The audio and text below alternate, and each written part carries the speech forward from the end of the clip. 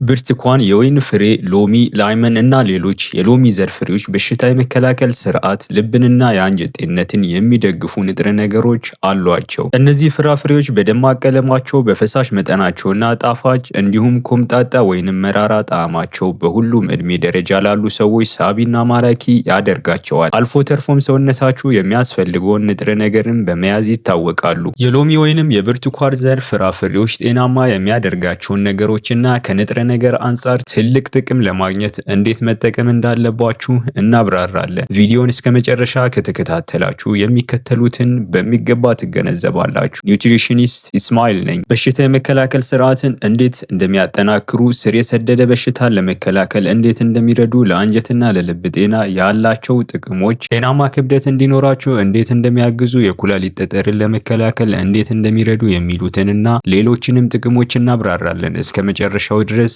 አብራችሁን ቆዩ። የሎሚ ዘር የፍራፍሬ አይነቶች እነማን ናቸው? ሁሉም የሎሚ ዘር ፍሬዎች በወፍራምና ሻካራ ቆዳ የተሸፈነ ከፍተኛ የፈሳሽ መጠን ያላቸውና ብዙውን ጊዜ አሲዳማ የሆኑ ፍሬ ናቸው። በልጣጫቸው ውስጥ ያሉ ተፈጥሯዊ ዘይቶች ለእያንዳንዱ የሎሚ ዘር ፍሬ አይነት ልዩ የሆነ መዓዛ ይሰጣሉ። ተወዳጆቹ የሎሚ ዘር ፍራፍሬዎች የሚከተሉትን ያካትታሉ። የወይን ፍሬ፣ ሎሚ፣ ላይመን፣ ብርቱካን፣ ታንጃሪን እና ዩዙ ናቸው። የሎሚ ዘር ፍሬዎች ዓመቱን ሙሉ ገበያ ላይ ማግኘት ይቻላል። በተለይ በክረምት ወራት ምርጥ ከሚባሉት ጥቂት ፍራፍሬዎች የሚመደቡ ናቸው። የሎሚ ዘር ፍሬዎች ጣፋጭ መክሰስ ከመሆናቸው በተጨማሪ ለሰውነታችሁ የሚጠቅሙ ንጥረ ነገሮች የተሞሉ ናቸው። አሁን 8 የሎሚ ዘር ፍሬዎች የሚሰጡንን የጤና ጥቅሞችን እንመልከት። አንድ ጠንካራ የበሽታ መከላከል ስርዓትን ይፈጥራሉ። የሎሚ ዘር ፍሬዎች የበሽታ መከላከል ስርዓታችሁን ከበሽታና ከጉዳት እንዲከላከል እና እንዲያገግም ከሚረዱ ምርጥ የተፈጥሮ የቫይታሚን ሲ ምንጮች መካከል ናቸው። ቫይታሚን ሲ ኃይለኛ አንቲኦክሲዳንት ሲሆን ይህም ማለት ስር በሰደደ በሽታ የመያዝ አደጋን ከሚጨምሩ የሰውነት መቆጣትና የሴል ጉዳትን ከሚያስከትሉ ፍሪ ራዲካልስ ይከላከላል። ቫይታሚን ሲ በተጨማሪም ጤናማ ሆናችሁ እንድትኖሩ የበሽታ መከላከል ስርዓታችሁን ያጠናክራል። ሰውነታችሁ አይረንን አብዞርብ እንዲያደርግ ይረዳል። ያን ጤናችሁን ለመጠበቅ ይረዳል። ቁስል በፍጥነት እንዲፈወስ የሚረዳውን የኮላጅን እድገትን ይደግፋል። ቫይታሚን ሲ በውሃ ውስጥ የሚሟሟ የቫይታሚን አይነት ነው። ይህም ማለት በፍጥነት ከሰውነታችሁ ይወገዳል ማለት ነው። ለዚህም በየቀኑ ቫይታሚን ሲን መመገብ ይኖርባችኋል። ከሚመከረው ዕለታዊ የቫይታሚን ሲ መጠናችሁ ሁሉንም ማለት ይቻላል ከአንድ ብርቱካን ወይንም ከወይን ፍሬ ማግኘት ይቻላል። 2 ስር የሰደደ በሽታን ለመከላከል ሊረዱ ይችላሉ። የሎሚ ዘር ፍሬዎች ሰውነት እንዳይቆጣ መከላከል የሚችሉ ፍላቮናይድስ እና በሌሎች የእጽዋት ኬሚካሎች የበለጸጉ ናቸው። ጥናቶች እንደሚያመለክቱት ፍላቮናይድስ እንደ ካንሰር፣ ውፍረትና የነርቭ ስርዓት መዛባት ያሉ ስር የሰደደ በሽታ በመከላከል ረገድ ትልቅ ሚና ይጫወታሉ። የሎሚ ዘር ፍሬዎችን በመብላት ብቻ ስር የሰደዱ በሽታዎችን መከላከል ይቻላል ማለት ግን አይደለም። ነገር ግን በቫይታሚን ሲ የበለጸጉ ገንቢ አመጋገብን መከተል የኦክሲዴቲቭ ስትረስ ወይንም የካንሰር መንስኤን ሊቀንስ ይችላል። እናም በሽታ የመከላከል ስጋትንም ይቀንሳል። 3 የአንጀት ጤንነትን ይጨምራሉ። የሎሚ ዘር ፍሬዎች በሚሟሟና በማይሟሟ ፋይበር የበለጸጉ ናቸው። ሁለቱም ጤናማ ማይክሮብስ እና የምግብ መፈጨት ጤንነትን ለመጠበቅ አስፈላጊ ናቸው። እነዚህን ፍሬዎች ብዙ በበላችሁ ቁጥር ብዙ ፋይበር የማግኘት እድላችሁ ይጨምራል። በአንጀቶቻችሁ ውስጥ ያሉት ጠቃሚ ባክቴሪያዎች የሚሟሟውን የፋይበር አይነት ይመገባሉ። ይህም የምግብ መፍጫ ትራክ ምግብን በሚገባ እንዲሰባብርና ንጥረ ነገሮችንም ወደ ሰውነት እንዲወስድ ያግዛሉ። በሌላ በኩል የማይሟሟው የፋይበር አይነት የሆድ ድርቀት እንዳይከሰትና የአንጀት እንቅስቃሴ ጤናማ እንዲሆን ይረዳል። በፋይበር የበለጸጉ ምግቦችን ስትመገቡ የረሃብ ስሜት እንዳይሰማችሁ ስለሚያደርግ ተጨማሪ ምግብ አያስፈልጋችሁም። የኮሌስትሮልና የደም ስኳር መጠንን ያሻሽላል። ልብንም ከአደጋ ይከላከላል። በምግቦች ውስጥ ያሉትን ስብ አብዞርብ የሚያደርግበት ጊዜን ያዘገየዋል። ልብ በሉ፣ የፋይበር ጥቅሞችን ለማግኘት ከፍተኛ የፋይበር ይዘት ያላቸውን ምግቦች ከሎሚ ዘር ፍሬዎች ጋር መመገብ ይኖርባችኋል። የሎሚ ዘር ፍሬ ጭማቂ ብቻውን አይጠቅምም። 4 ልብን ከአደጋ ይከላከላሉ። የሎሚ ዘር ፍሬዎች የልብ ጤንነትን የሚያበረታቱ በርካታ ንጥረ ነገሮችን ስለሚይዙ መሰረታዊ ናቸው።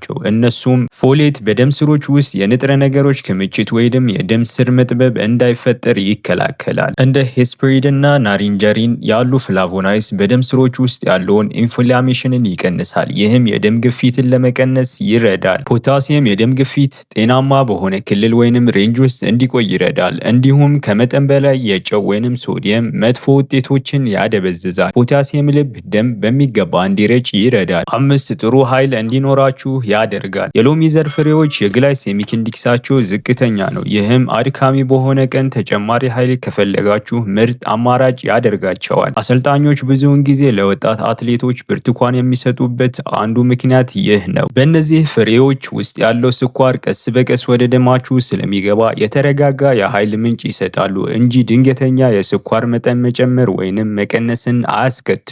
እንዲሁም ግላይሴሚክ ኢንዴክሳቸው ዝቅተኛ ስለሆነ የሎሚ ዘር ፍሬዎች ስኳር በሽታ ላለባቸው ሰዎች ጥሩ አማራጮች ናቸው። 6 ስፖርታዊ እንቅስቃሴን ያሳድጋሉ። የሎሚ ዘር ፍሬዎች ተፈጥሯዊና ቀስ በቀስ የሚቃጠል ኃይል ከመስጠት በተጨማሪ ሰውነታችሁ ፈሳሽ እንዲያገኝ ስለሚረዳ በአትሌቶች ዘንድ ተወዳጅ ናቸው። ከፍ ያለ የውሃ ይዘት ከመያዛቸው ባሻገር በኤሌክትሮላይት የበለጸጉ ምንጮች ናቸው። ለምሳሌ ፖታሲየም። ኤሌክትሮላይቶች ሰውነታችሁ ጤናማ የፈሳሽ ሚዛን እንዲኖረው ይረዳሉ። ስለዚህ ብርቱካንና ሌሎች የሎሚ ዘር ፍሬዎች ከስፖርታዊ እንቅስቃሴ በኋላ ለማገገም ተፈጥሯዊ ምርጫ ናቸው። 7 ጤናማ ክብደትን ለመጠበቅ ይረዳሉ። የሎሚ ዘር ፍሬዎችን ገንቢና ሚዛናዊ የአመጋገብ አካል አድርጎ መመገብ ክብደትና የምግብ ፍላጎትን ለመቆጣጠር ይረዳል። የሎሚ ዘር ፍሬዎች ዝቅተኛ ካሎሪ ያላቸውና ከፍተኛ የውሃና የፋይበር ይዘት አሏቸው። ይህ ውህድ ለረጅም ጊዜ የረሃብ ስሜት እንዳይሰማችሁ ይረዳል። ጥናቶች እንደሚያመለክቱት ጤናማ ክብደት እንዲኖራችሁ ወይንም ለመጠበቅ ለሚፈልግ ማንኛውም ሰው የሎሚ ዘር ፍሬዎችን እንደ መክሰስ መጠቀም ይኖርበታል። 8 የኩላሊት ጠጠርን ይከላከላሉ።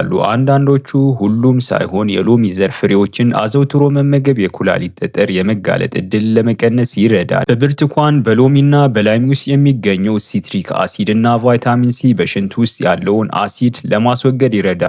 ይህም በጣም የተለመደውን የጠጠር አይነት የሆነውን በካልሲየም ላይ የተመሰረቱ የኩላሊት ጠጠሮች እንዳይፈጠሩ ይረዳል። ነገር ግን የኩላሊት ጠጠርን ለመከላከል ሁሉም የሎሚ ዘር ፍሬዎች እኩል አቅም የላቸውም። አንዳንድ ጥናቶች እንደሚያመለክቱት የወይን ፍሬም መብላት በእርግጥ የኩላሊት ጠጠር መፈጠር አደጋን ይጨምራል። የኩላሊት ጠጠር ያለባችሁ ሰዎች አመጋገባችሁ ላይ ጥንቃቄ ማድረግ አስፈላጊ ነው። የሎሚ ዘር ፍሬዎችን በአመጋገባችሁ ውስጥ ለማካተት የሎሚ ዘር ፍሬዎች በራሳቸው ጣፋጭ ናቸው። ስለዚህ እንደ ግብዓት በመጠቀም በአመጋገባችሁ ውስጥ ማካተት አለባችሁ። ለምሳሌ የሎሚ ፍሬ ቁርጥራጮችን በሰላጣ ውስጥ ማካተት፣ ፍሬውን፣ ጭማቂውን ወይንም ሁለቱንም በዳቦና በኩኪስ ውስጥ መጨመር፣ የሎሚ ዘር ፍሬዎችን እንደ ጁስ መጠቀም፣ የሎሚ ጭማቂ ከሰላጣ ጋር መጠቀም ናቸው። እርግጥ ነው አንዳንድ ጊዜ በቀላሉ መጠቀም ይቻላል። ሙሉ ፍሬውን በመብላት ከፍተኛውን የጤና ጥቅም ማግኘት ይቻላል። ከፍተኛ የጤና ጥቅሞችን የምታገኙበት የተለየ አመጋገብ አለ። በጭማቂ